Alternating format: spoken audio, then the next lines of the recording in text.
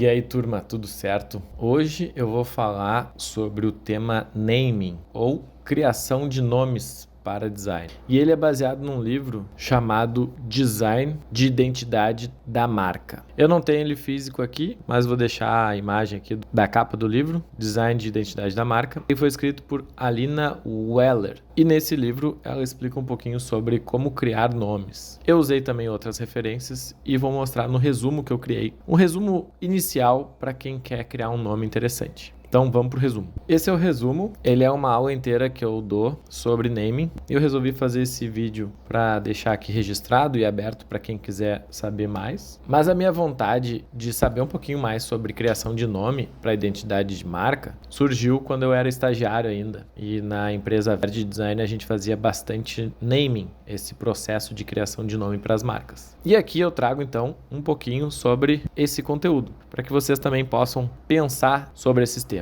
E daí tu pode mandar esse vídeo para quem está querendo abrir uma empresa, para quem quer criar um nome, para quem está querendo criar um nome para sua empresa e também testar depois nessa tabela que eu vou mostrar para vocês se o nome é interessante ou não. Mas a primeira coisa então que a gente precisa ver com relação ao nome e como criar um bom nome mesmo, né, para a empresa, a gente tem que pensar em duas grandes áreas. A primeira é o processo criativo, que é a gente criar analogias, pensar em semiótica, pensar em fonética, sonoridade, etc. Esse processo criativo, para criar, ele envolve daí o conceito criativo, que tem o branding, que tem relação com o marketing e que tem relação com o plano de negócio. E isso é bem importante da gente pensar quando a gente for criar um nome. Então tem relação, né, com o diagnóstico da empresa, com a estratégia que a gente quer aplicar, com a criação e com a gestão desse nome e dessa empresa. Porém, quando a gente pensa em naming, a gente não pensa só em processo criativo. Muitas empresas esquecem que tem o processo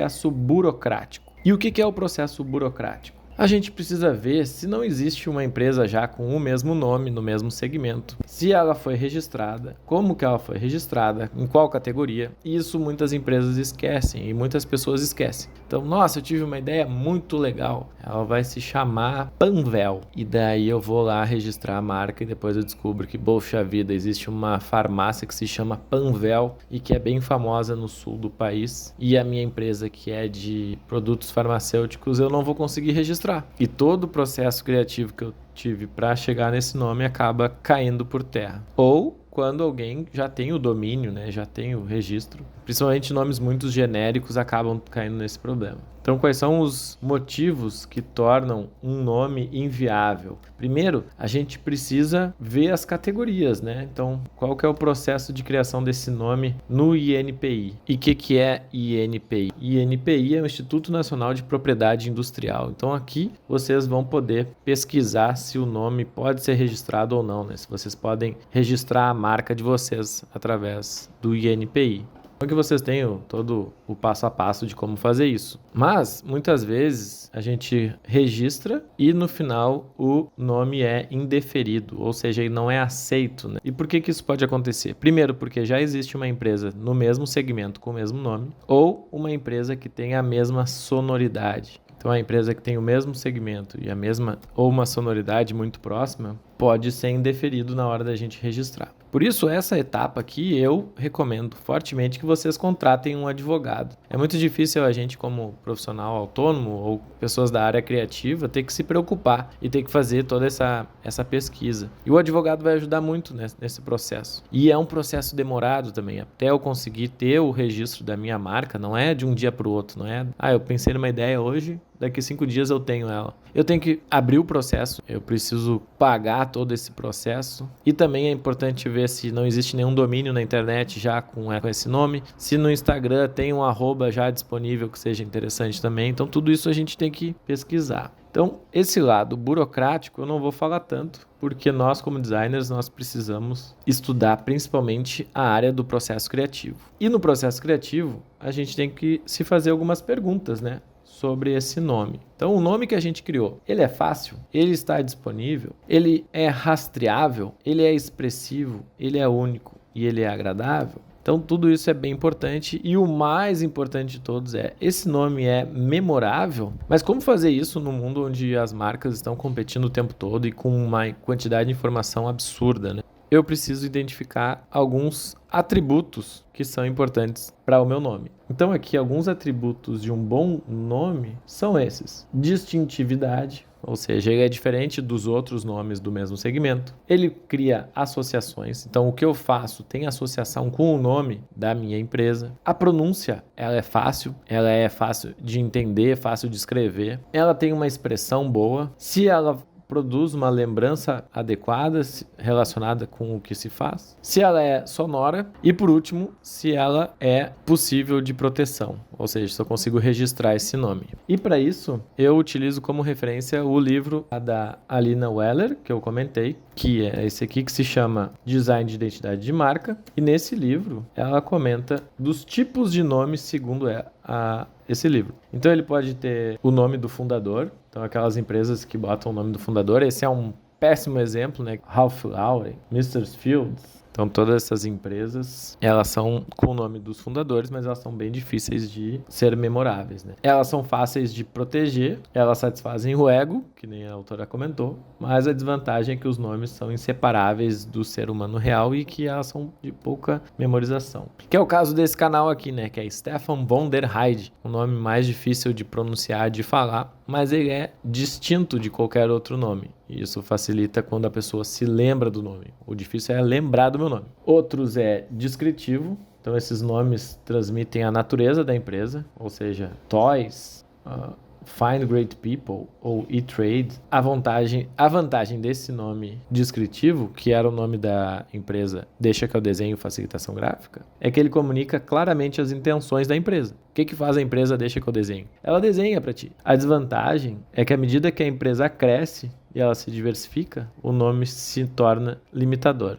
Então tinha um cara até na internet que se chamava o cara do Notion, que eu seguia ele. E daí ele não queria mais falar só sobre Notion, ele queria falar sobre produtividade também. Só que como o nome dele era o cara do Notion, ele ficou muito restrito à plataforma. Ele teve que fazer todo um rebranding depois para mudar pro nome dele. Que, te confesso agora que eu nem me lembro qual que é o nome dele. Então, isso pode ser um limitador. Pode ser um nome inventado. Esses aqui são bem bons, né? Tipo Kodak, Xerox, Häagen-Dazs, que ele é diferente de tudo e pode ser fácil de registrar legalmente. Esse aqui é muito bom. No entanto, a empresa tem que investir muito em capital para instruir o mercado sobre a natureza do negócio, do serviço, do produto. Das, por exemplo, é um nome estrangeiro inventado e que tem muito sucesso no mercado consumidor. Então, Häagen-Dazs não significa nada, mas significa muita coisa, né? Parece um nome chique, parece um produto caro, só pelo Das do nome. Um que eu gosto bastante é metáforas. Então, coisas, lugares, animais, processos, nomes mitológicos, palavras estrangeiras são usados para a aplicação desses nomes. Então, por exemplo, a Nike e Patagônia produzem visuais interessantes e muitas vezes podem contar uma boa história. Então a Nike, por exemplo, é inspirado na deusa Nice, ou deusa Nike, que era uma deusa da vitória grega que protegia os guerreiros. Então isso gera uma conexão,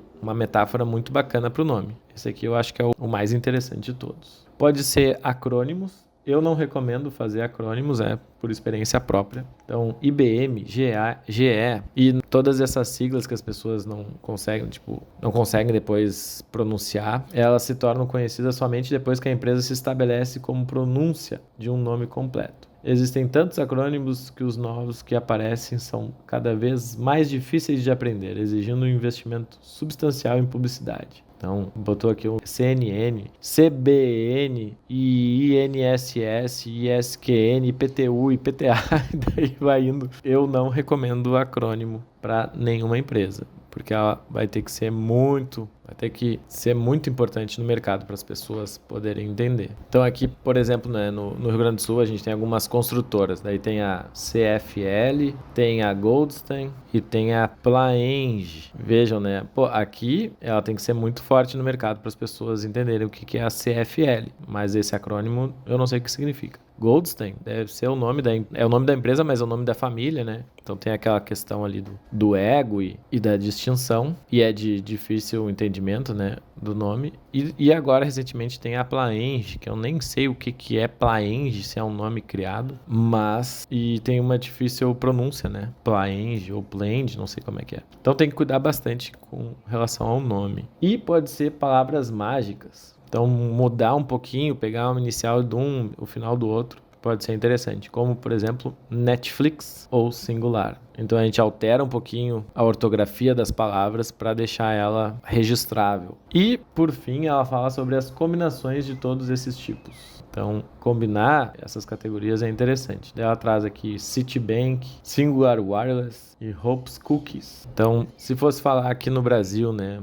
Magazine Luiza, Havaianas ou Meu Móvel de Madeira, por exemplo, são alguns que combinam essas características num nome interessante. E recentemente eu encontrei uma que é muito boa, que se chama Banca Aberta, que é assim, ó, Banca Aberta. E essa banca aberta, ela é uma banca aberta que fica numa praça. O nome da praça se chama Berta Starosta, que é em homenagem lá a uma pessoa da região ali, do Bonfim, da cidade de Porto Alegre. E o cara criou esse nome que é Banca Aberta, só que tem essa relação aqui que é o Banca Aberta, porque é uma banca aberta, uma banca de artistas independentes. E o nome é sensacional. Então, além desses tipos, eu trago para vocês aqui alguns mandamentos, que são os 10 mandamentos do naming, segundo essa garota aqui que se chama Camila Schizini. A Camila Schizini foi minha aluna? Não sei se ela foi minha aluna ou minha colega na graduação lá na URGS, mas ela é uma pessoa incrível, muito criativa, muito legal. Trabalha hoje numa empresa internacional de design e ela criou esse material que é os 10 mandamentos do naming. Se vocês quiserem esse material completo, ele está aqui, ó, que é Brand Name, o nome da marca, e tem em PDF. Deixa eu procurar para vocês aqui se existe ainda. Bom, na verdade eu encontrei aqui o Márcio, né, que foi o cara que escreveu junto com ela. E vocês podem comprar pela Hotmart esse livro. É um e-book e é sensacional. Recomendo a compra. A Camila trabalhava nessa empresa aqui, Octa, e ela criou o naming para essa empresa aqui que se chama Voro. E ela mostra que todo o processo de criação dos 150 nomes que ela criou para depois selecionar 55 e ver a análise do INPI, para daí descobrir que 10 podiam ser passíveis de registro, para depois selecionar 5, fazer testes, apresentar 3 para o cliente e escolher por final uma que é o Voro Burger. E nesse PDF ela mostra esse exemplo, explica o passo a passo relatando como criar essa marca. E nesse livro também ela traz os 10 mandamentos aqui, que é: mantenha a mente sempre aberta, não é o momento para vetar nenhum nome, quanto mais nomes, melhor. Tenha a consciência de que se vão criar mais nomes ruins do que nomes bons. Nomes ruins podem gerar nomes interessantes. O nome certo não vai brilhar na sua frente, então a gente tem que desenvolver ele ao longo do tempo. Não se apegue, a maioria dos nomes serão inviáveis ao longo do caminho. O melhor nome pode ser estranho no início, mas depois a gente pode se acostumar com ele. Nenhum nome será perfeito. E o significado e a representatividade do nome são construídos ao longo do tempo. A escolha do nome não deve ser feita com base no gosto pessoal, mas sim em critérios pré-estabelecidos. E esse último mandamento leva para esta tabela aqui, que é uma tabela que tem no livro da Alina. E nessa tabela aqui a gente tem os nomes, os candidatos aqui, e a gente coloca uma numeração de 1 a 5 para pontuação. Então, numa sessão de avaliação com os designers ou até com o cliente, a gente pode ver. Bom, conceito, de 1 a 5. Daí tu vai botando 1, 2, 5, 3. Originalidade, vai colocando também os pesos. Sonoridade, pronúncia, grafia, potencial. E depois dessas 1, 2, 3, 4, 5, 6 avaliações, a gente tem o grande vencedor. O que tiver a maior pontuação é o melhor nome. Independente do gosto pessoal de cada um da equipe, independente se é o nome ou não do dono da empresa, mas vai ser o melhor nome para aquele propósito. Então, pessoal, depois de todo o processo, finalmente o nome do seu filho está pronto para ser lançado. Ou seja, o nome do seu negócio vai ir para as pessoas testarem e para as pessoas memorizarem o nome. E aqui é o grande desafio, né? Porque será que vai ser um nome interessante ou não? Isso só colocando no mercado para ver se vai funcionar. E daí eu trago aqui uma relação. Esse material eu fiz há bastante tempo, né? Eu fiz lá na época do Big Brother de 2021. E daí tinha alguns exemplos de nomes. Tinha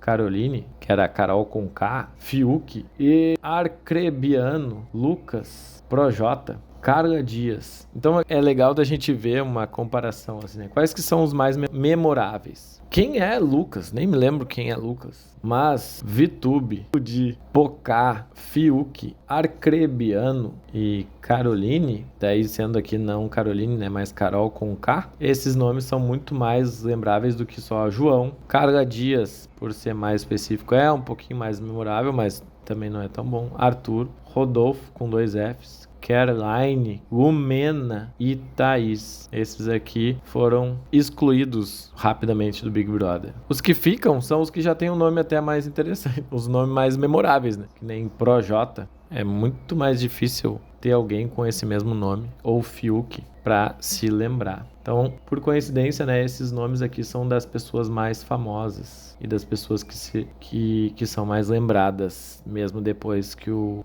programa terminou. Faz sentido isso? Parece que sim, né? E daí, aqui no final, eu tenho algumas referências, porque esse material é muito introdutório, tá? É uma tabela legal, é alguns conceitos bacanas, mas é importante que vocês estudem muito mais do que só esse vídeo. Então, de novo, eu trago esse e-book da Camila e do Márcio, que daí são pessoas que trabalham com isso, que fizeram estudos sobre isso e que tem cases de sucesso sobre isso. Depois eu trago esse livro aqui que é o Zag, ele escreveu The Brand Gap e vários outros. A empresa orientada pelo design também. Então tem vários livros legais deste cara. E Marty deve ser americano. Então esse senhorzinho aqui é o Martin Niemeyer. É uma ótima referência. De repente posso fazer um resumo. Eu já li o The Brand Gap e o Design, a empresa orientada pelo design. São 2 livros bem legais. Tem também de livre acesso esse mestrado aqui, que é um mestrado de Delano Rodrigues, onde ele fala sobre naming, o processo de criação do nome da marca. E ele escreveu esse livro aqui pela 2AB, a editora. Só que se vocês forem no repositório da PUC-Rio, vocês vão ter acesso ao mestrado inteiro de forma gratuita. Então é bem interessante. E por último, o livro que eu me baseei para fazer essa aula, que é Alina Weller, Design de Identidade de Marca. Eu esqueci também de falar aqui desse canal no YouTube que é Forasteiro. Só que ele não publica nada há muito tempo. Só que esses materiais ainda estão disponíveis. Então tem um processo de naming e exemplos bem legais. É um canal que fala só sobre naming. E o nome é Forasteiro. Mas não existe mais. Não sei porquê.